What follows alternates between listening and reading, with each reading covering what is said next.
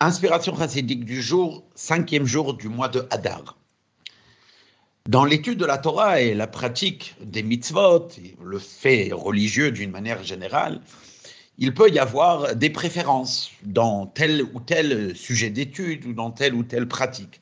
C'est ainsi que certaines personnes vont trouver plus de goût dans l'étude de la halakha, de la loi juive, de la Gemara, du Talmud et ainsi de suite, qui du Chumash, qui de tel ou tel autre sujet d'étude de Torah.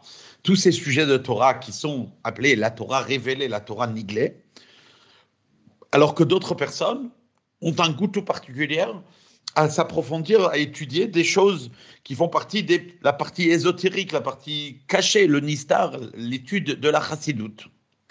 D'autres encore vont mettre l'accent sur la piété religieuse, sur la manière de se comporter, la manière de être et de vibrer dans leur pratique juive.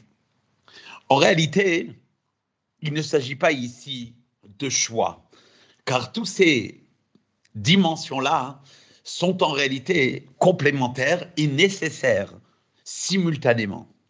En effet, comme elle le dit la Mishnah en Pirkei Avot, Lo am haaretz chassid, celui qui est un ignorant, qui ne connaît pas la partie révélée de la Torah, ne peut pas accéder à la piété.